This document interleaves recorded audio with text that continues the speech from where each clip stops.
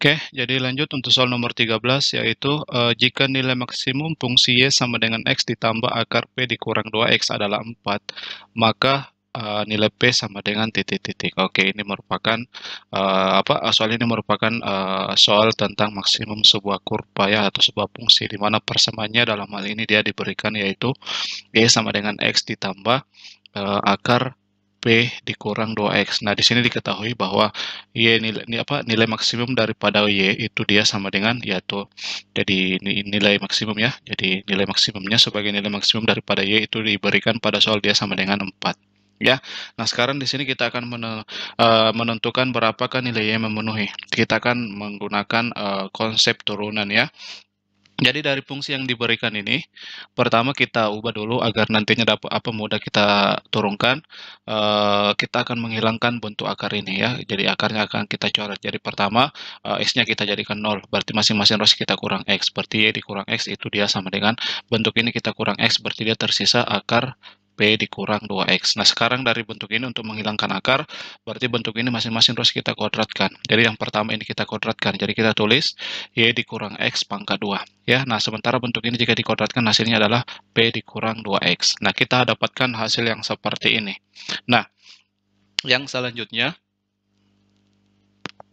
kita akan menggunakan turunan dari bentuk ini ya.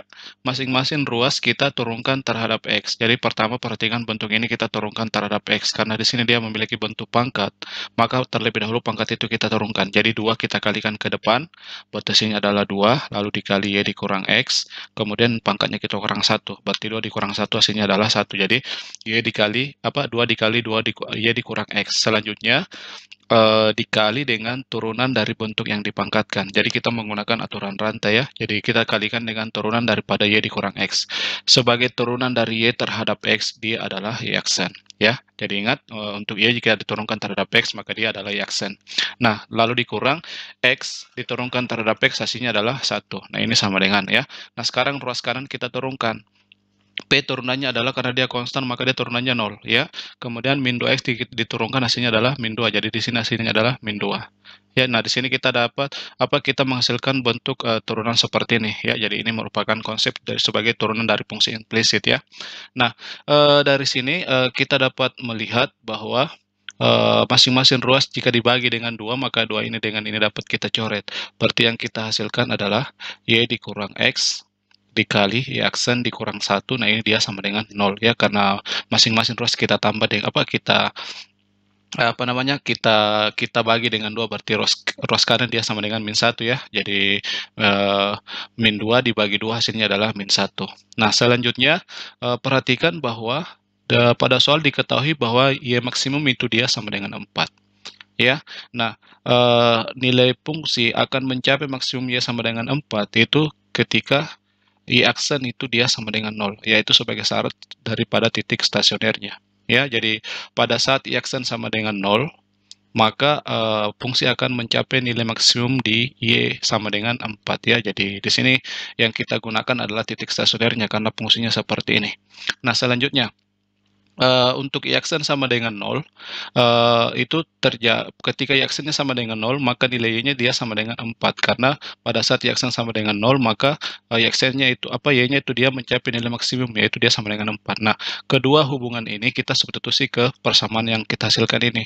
Ya, Y aksennya kita ganti 0 dan Y-nya kita ganti 4 untuk mendapatkan nilai X nantinya ya. Jadi di sini kita ganti Y-nya kita ganti 4 lalu dikurang X, Y aksennya 0 berarti 0 dikurang 1 dia sama dengan min 1. Berarti 4 dikurang X, 0 dikurang 1 hasilnya adalah min 1 sama dengan min 1. Nah, ini antara min 1 ini dengan ini dapat kita coret ya. Jadi masing-masing ruas kita bagi dengan min 1. Berarti di sini kita peroleh bahwa 4 dikurang X itu dia sama dengan 1. Berarti S-nya dia sama dengan 3. Nah, di sini kita peroleh bahwa ketika S-nya sama dengan 3, maka fungsi akan mencapai ya, nilai maksimum. Dalam hal ini nilai Y sama dengan 4. Nah, sekarang dari kedua hubungan ini kita dapat menentukan nilai P. Jadi untuk S-nya sama dengan 4, untuk S-nya sama dengan 3, maka Y-nya itu akan maksimum, yaitu Y sama dengan 4. Nah, keduanya ini kita substitusi kembali ke bentuk ini. Ya, jadi kita substitusi ke bentuk itu untuk menentukan nilai P. Jadi Y-nya 4, jadi 4 sama dengan X ditambah akar P ditambah 2X. Berarti X-nya kita ganti 3, lalu ditambah akar P dikurang 2X, berarti 2 kali 3 hasilnya 6 ya. Jadi di sini kita akan memperoleh nilai P. Nah, masing-masing ROS dari bentuk ini kita kurang 3, berarti 4 dikurang 3 hasilnya 1. Bentuk ini dikurang 3 hasilnya adalah 3-nya hilang ya, dia jadi 0. Jadi di sini akar P dikurang 6. Nah, sekarang akarnya kita hilangkan dengan cara masing-masing ROS kita kuadratkan. Berarti 1 dikuadratkan hasilnya 1, bentuk ini kita kuadratkan tersisa P dikurang 6. Nah, kemudian masing-masing ROS kita tambah 6. 1 ditambah 6 hasilnya adalah 7, lalu bentuk ini kita tambah 6 hasilnya adalah P. Berarti kita dapatkan bahwa P sama dengan 7. Jadi nilai P dalam hal ini yang memenuhi adalah 7. Nah, opsi yang benar diberikan pada bagian D. Ya, jadi teman-teman ingat dalam hal ini kita menggunakan konsep tentang turunan fungsi implisit ya. Jadi dari bentuk ini kita turunkan sehingga menghasilkan bentuk yang seperti ini. Itu merupakan konsep daripada turunan fungsi implisit. Dan ingat ketika sebuah fungsi mencapai nilai maksimum seperti ini, maka turunan fungsi di titik X yang bersangkutan dia sama dengan 0. Ya, oke.